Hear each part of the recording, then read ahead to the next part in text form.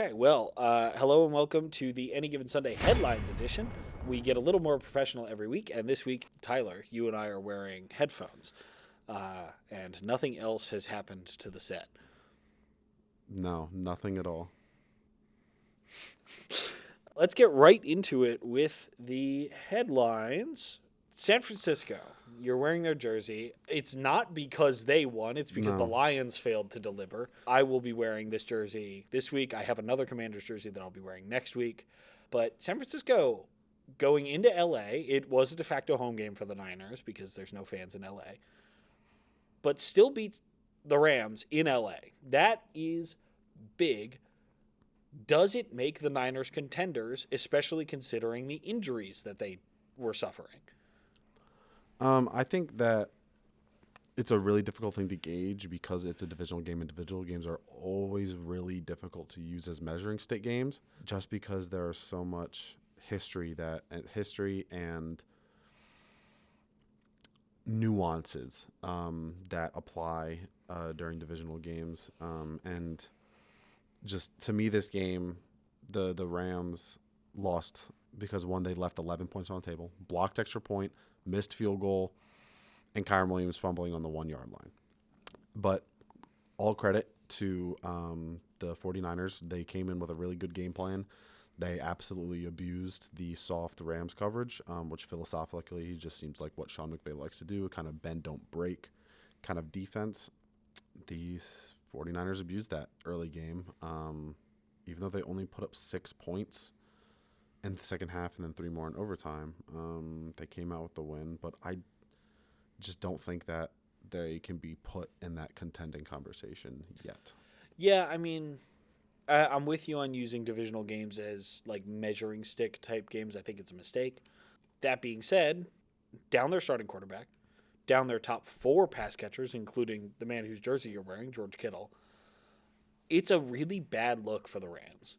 Now, as soon as the Thursday night game was over, I looked up Kendrick Bourne's stat line and put it in for NFC Player of the Week. And someone forced me to change that with their performance on Sunday. But Kendrick Bourne still had a really, really impressive 10 for 142 and 0 showing in 2025.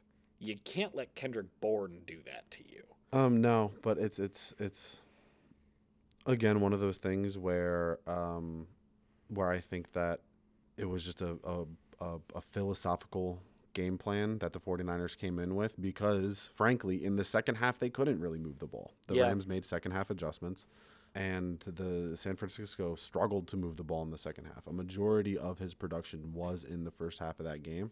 And, yeah, it's a bad look for the LA Rams, but it's a divisional game. Yeah. And there are a lot of weird things that can happen with divisional games. I mean, Las Vegas makes it look like they're going to beat Kansas City every single year. And every single year, everybody has Kansas City playing Las Vegas and absolutely blowing them out. And then, oh my God, Kansas City's down by 3 in the third quarter. So divisional games, they're really difficult to use as measuring sticks. I don't hold this loss severely against this Rams, and I don't slingshot the San Francisco into being contenders because of this win. Yeah, I'll say it again. You and I are both Niners haters for different reasons, but the Niners have the easiest schedule in the NFL. I get that the Rams are contenders and that they just beat the Rams in their house, but man, just not. You can't slingshot them into contender status yet. Not the least bit because what other contenders have they played? Now, I will say Kyle Shanahan, I'm just going to word this now. Kyle Shanahan was my coach of the week. Had to be. Yeah, you can't pull that off with those kind of injuries and not be the coach of the week. But I just can't in good conscience put San Francisco into the contender tier. This headline for the first 3 days of the week just read San Francisco Lamau, because I wrote that immediately after the game was over, which I'm sure you appreciated if you went through the doc. Fun fact about the 49ers. Do you know that Chris McCaffrey is currently 6th in the league in receiving yards? That does not surprise me with the receiver injuries they've suffered. It doesn't surprise me either. But when I was looking yesterday, I was looking through some of the stat leaders in the NFL. Do that every week just to check, see who's topping the leaderboards. And I saw Christian McCaffrey there at 6, and honestly, I think it's funny, but I think it is good on Kyle Shanahan for using the best healthy player that he has. Yeah. So I completely agree with Kyle Shanahan, Coach of the Week. I think he went into LA with an absolutely great game plan, exploited the Rams defenses early, and then the Rams just couldn't get the win. Now, going from a team that is likely at the end of its Super Bowl contention window to a team that might be about to begin another window. The New England Patriots went into Buffalo on rivalry night, where the Bills were wearing their... Honestly, they looked worse in motion than they did on paper. But the Bills were wearing their all-white rivalry jerseys, and New England came in and said, nah, fuck you. And shout out Stephon Diggs. He was my AFC player of the week. A very similar stat line to Kendrick Bourne, 10 for 146 and no touchdowns in a revenge game against Buffalo. Who also, by the way, gave me a lot of points this week in fantasy, and I played you. So it was the worst time for Stephon Diggs to have a legacy week, but good on you for making that management adjustment, and congrats on the win, Coach.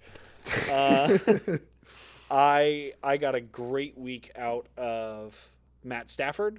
Would have gotten a better week out of Baker Mayfield. And that was a really tough decision to make on Thursday. I assumed that Stafford was going to throw 4 or 5 touchdown passes. He didn't. Baker did.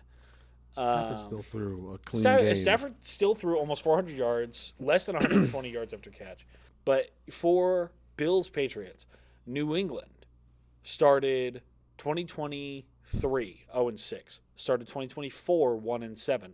They are 3-2 through the first 5 weeks. They are 1 win away from matching their season total on the last year. Just now entering week 6. Drake May is the real deal. Stephon Diggs still has it, apparently.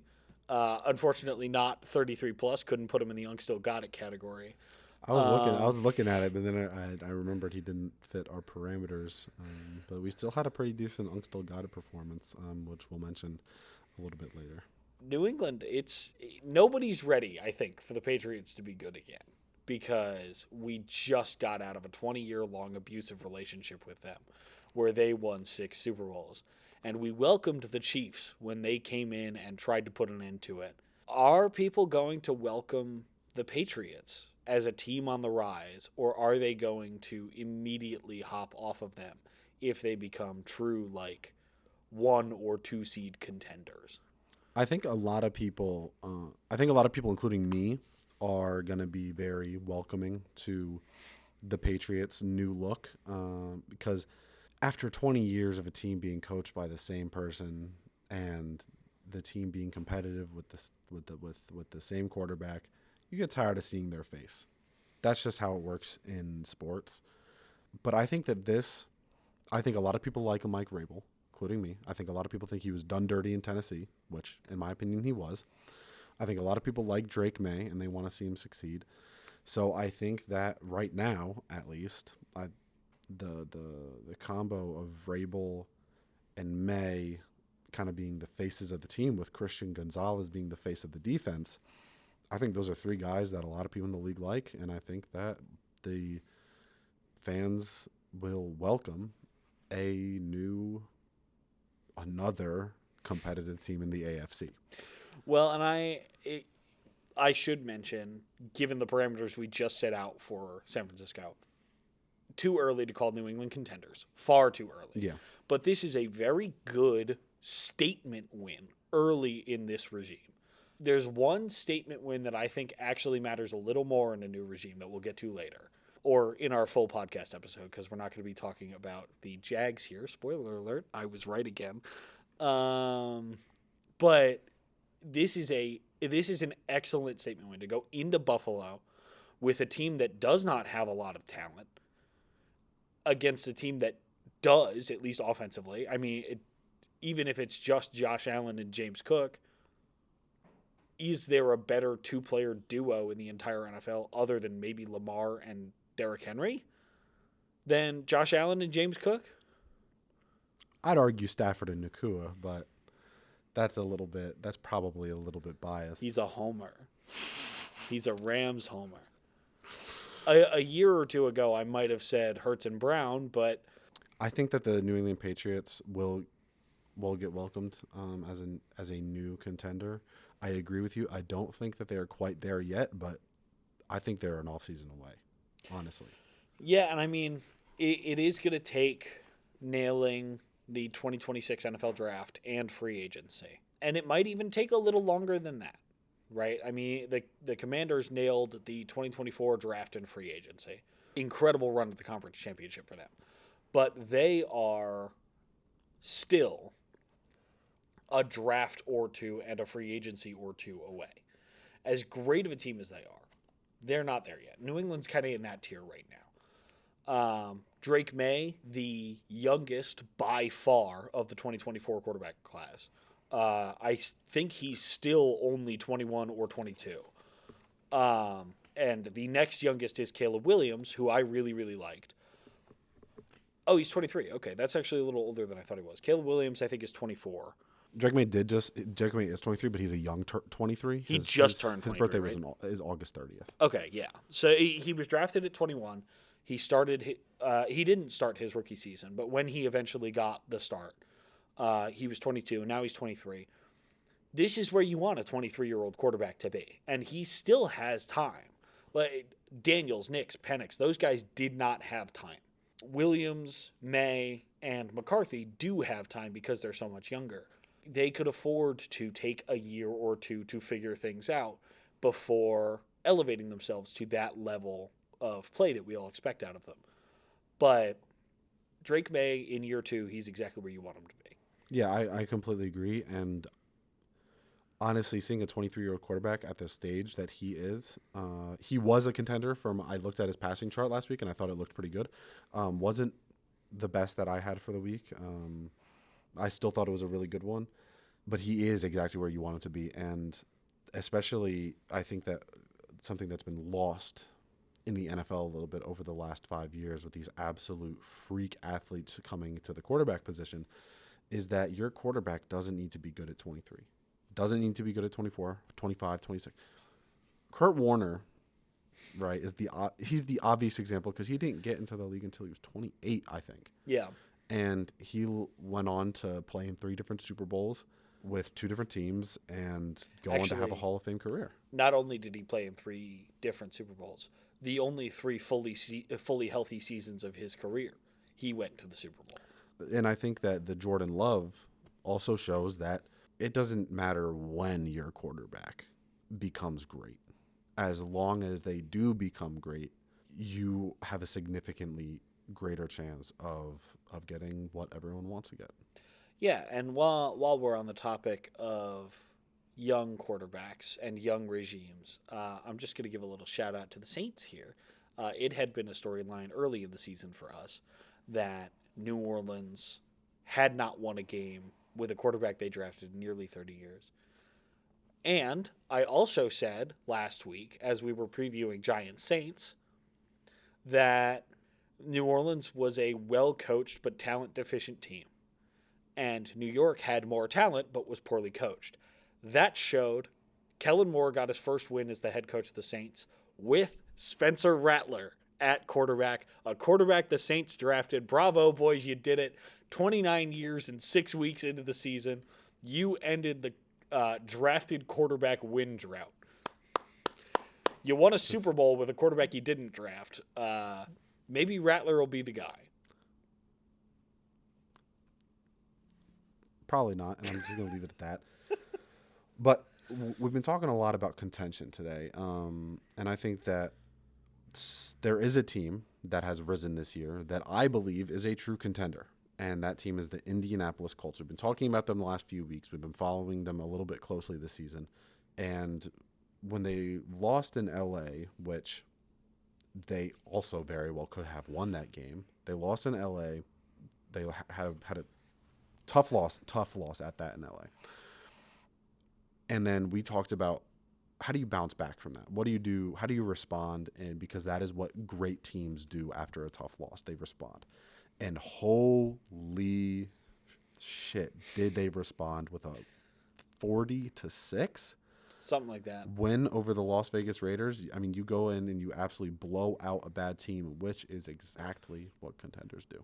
Yeah, I mean, and I'm gonna give the Broncos some flowers here too, because my preseason Super Bowl pick was Rams Broncos, and the two closest games the Colts have played this year have been against the Colts, have been against the Broncos and the Rams.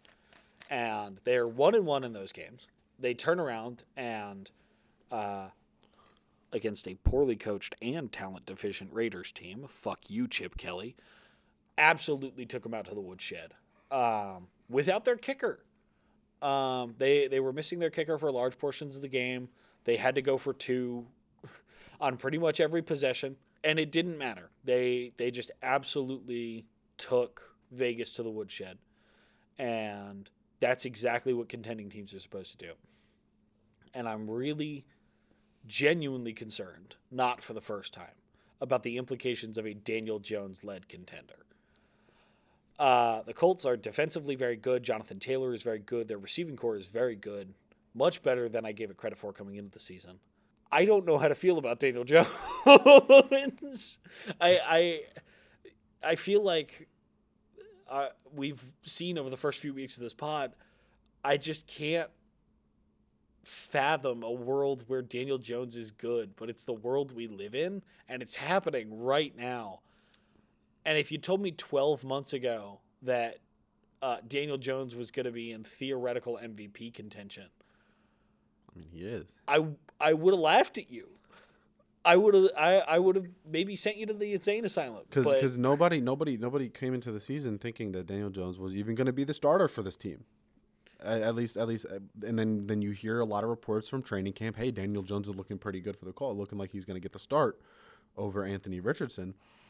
And your reaction to that isn't, oh, Daniel Jones must be good. It's, the Colts are fucked. It's the Colts are terrible, and Anthony Richardson isn't going to have a much longer of an NFL career. And granted, that part might still be true.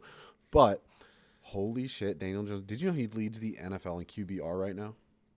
That's crazy. I really wish ESPN's formula for QBR was public. Holy shit. We saw this in 2022, right? Where there's a really strong ground game and the receivers are doing enough and the defense is pulling its weight. We know Daniel Jones can lead a playoff team, but the Colts aren't just a playoff team right now. No. They're 4-1. They're tied for the best record in the NFL. And I'm pretty sure Daniel Jones right now has, I want to say, 9 total touchdowns to 2 total turnovers, and that isn't mind-blowing, like, out of the water. But his 2 interceptions were throws that were very easy to fix. Yeah. They were 2 deep balls that were underthrown against the Rams. But outside of that Rams game, he has 0 turnovers and 9 total touchdowns. And that is scary to think about because if you give a player a blind stat and then you tell them that one of them is Daniel Jones and one of them is Patrick Mahomes, you're thinking there's absolutely 0 way that that's Daniel Jones. But this season it actually is. And I think that I don't know if this is saying that Daniel Jones is the best QB in the league, but he is most certainly helping this Colts team. Well, and I did my QB tier list that I sent you before the season started. Daniel Jones was firmly in that bottom tier. And I think I have to put him up to like B tier. I think he's one of the top 15 quarterbacks in the NFL. And I don't think that's really debatable based on the way that he's played this season. And top 15 might be a little low. I think it is a little bit low because this season, putting this season in a vacuum, I think that this season he has been a top 10 quarterback. It's crazy for me to say that.